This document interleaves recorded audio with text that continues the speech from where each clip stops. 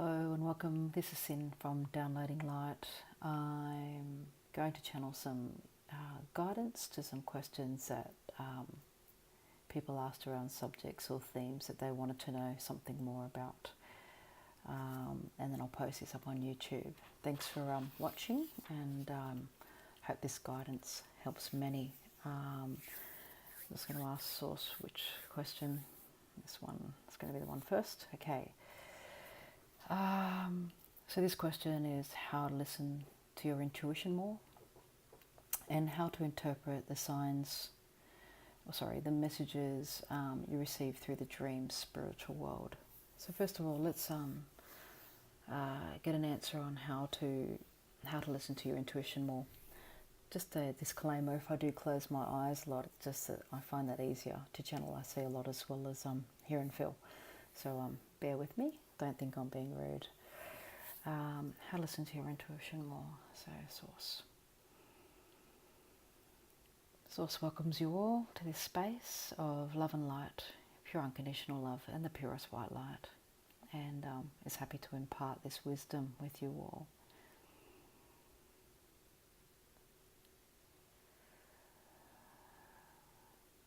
When we're able to quieten our minds, we often find that we will have more emotional responses or feel certain things more clearly, not necessarily even strongly, because often those feelings are present and in a strong way. But when we're able to silence that chatter, that's almost like a tape that's constantly running around in our heads, we find that there's then more space to feel and sense what our intuition is. And then what Source is saying is that for many of us, the amount of thoughts that are flying through our heads at such a fast pace, going from here to there and everywhere, it's almost like crazy peak hour traffic in New York City, but maybe a little bit more fast moving when we are thinking, that quickly. And what happens is each one of those thoughts, it's almost taking us down this road or down that road or down that back alley or down this side street or zooming across that highway. And there's no time to actually come to a central point, stop, focus, breathe, and even hear, so to speak, what our intuition might have to say to us. So what happens, there is so much congestion that we're unable to receive the messages that are always there. Now, for many, meditation is a practice that they will undertake to help with this, to help quieten the mind, still the mind, and learn just to let go of those thoughts. We're not pushing them away. We're not demanding they go away. We're just acknowledging that they're there, but we tap them lightly away, like a little balloon, and know that they're gone, they're to be done with. And what Source is saying is that if you're able to do that through meditation, that's great. For some of us, there's other things, though, that we can do. And there are times that we have sensed this beautiful space of openness, and it's almost like an emptiness as well, where it's allowed us to feel more in tune with our own intuition. Now, for some of you, you might be a surfer like me, and you find that when you let go of any of your thoughts and you're just there in the moment, even looking out at the ocean, waiting patiently for the next wave, but not even thinking, that you find yourself in that zone. For some, it's swimming, doing repetitive laps often brings us to that state of a type of meditation in the mind. For many people, it's running and jogging, yoga, particularly yoga, where we're very, very present. We're not thinking so much about how to perfect our pose, but we're actually just being present to how the physical body is feeling and how that soul and that breath of life is connecting through each one of those yoga movements that we're doing.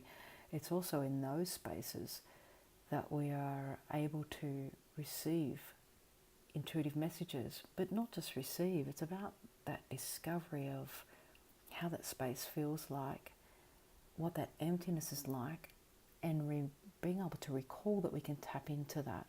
So there can be any number of ways that people do this. Some people who are creative may draw for hours or even for 10 minutes, and all of a sudden they find that their thinking has started to slow down and in fact cease. They're just present in that moment, and hence it's another one of the reasons why they love their creative process. It gives them that space. So to answer that question around listening to our intuition more and how to do it, it's going back into that space, and we can do it at any time simply by being aware, simply by, it's almost stopping ourselves in our tracks, being aware, okay, wait a minute, my thoughts are taking over. I need to just slow down a bit, breathe. Breathing's a great thing, just being aware of the breath. I know a lot of people say it, but it's for good reason. Being even aware of the breath and how it feels as it gently leaves your body can bring us back to that moment. Now, in that moment when we can find that stillness, because we've allowed the thoughts to dissipate, to just drift away, like little beautiful bright red balloons that a child has let go of tenderly. When we're able to do that, we find that feeling of centeredness again. And in that, we will often know what decision to make. We will know what response to have in a certain situation. We will know and feel if we're on the right track right now. Am I in alignment with my soul here? Am I doing something, or am I behaving even in a way that feels like this truly is my true soul? So try this. All I can say is to keep trying it. And it's not something that you want to beat over your head with. It's also saying, see it as a game almost. Have a little bit of a play with this. Experiment with things. Keep putting yourself back in that space throughout the day during certain situations. Stop again and go, okay, wait a minute. I'm just going to go back to my center. I'm going to allow everything just to drift off again for a minute. I'm just going to check in with how I feel. And what is this feeling telling me? And what other messages am I even receiving? Or even what is my own intuition telling me about a particular situation? So definitely play with it. I think sometimes we take this stuff a little bit too seriously, and we think we have to master it within the next 4 weeks or something, or become a guru within the next 3 years because I'm going to be 60 in 3 years, whatever. It's not about that at all. Source says it's the opposite. It's actually about have fun with this stuff. Like, lighten up, play with it, and find for yourself the little tricks that allow you to come back to that beautiful space of centeredness and basically intuitiveness. I'm going to move on to the next part of that question. Hopefully that helped you all. The other one for this section one is how to interpret the messages you receive through the dream and spiritual world. Now, the dream world is magical, and I'm going to tell you this as a channel. When I channel, I see so much more than what is just in this three-dimensional world, as many call it. And so because of that, I'm now honestly able to tell you that there is so much more, even if you're sitting on the fence and perhaps doubting this.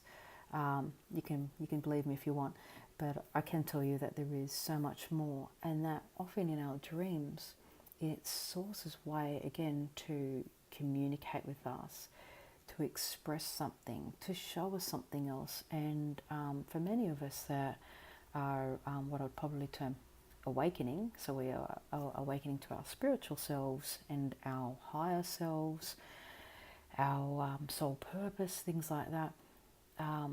Sometimes our dreams is the first point of entry for Source to connect with us. So when interpreting our dreams or the spiritual world, it's quite important, and I'm getting this from Source now, to keep it simple.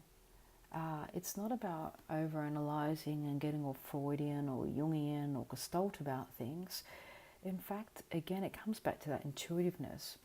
If we let go of all our intellectual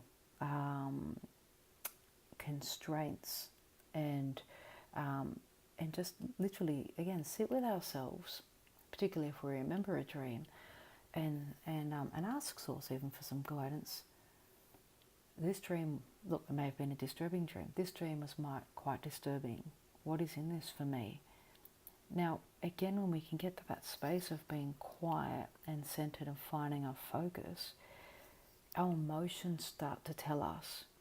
And sometimes we may find a dream that was quite disturbing was perhaps a little bit of a warning about something that's going on in our physical three-dimensional realm. It might be that we are doing too much. It might be that we have been getting a bit too engaged in road rage and need to just chill back, maybe play some more gentle music, and just remember that traffic is traffic. There's not a lot we can do about it, so may as well enjoy that time and be at peace with ourselves. There'll be all sorts of things that come through, from very serious stuff to stuff that's just little tips or bits of guidance, again, from Source to help your soul on its journey. And there are, for many of us, because there are what I would say is mass awakenings, yes, and Source is nodding quite vehemently, there are what's termed mass awakenings, I should say, but they're massive as well for many of us, in that some of us are already quite in tune. Others are waking up, and but regardless, it's happening on a large scale and in quite a powerful way, so to speak, a noticeable way. And it really is time, and I have said this to certain individual clients because it's come through, it really is time that more light enters our world.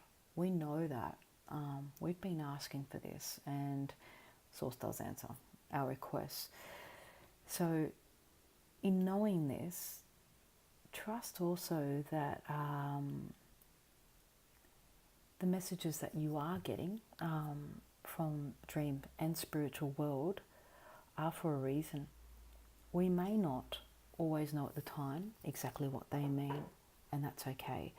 What happens sometimes is it's like a seed's being planted, and as our consciousness expands, it's almost like allowing more, say, sunlight onto a seedling.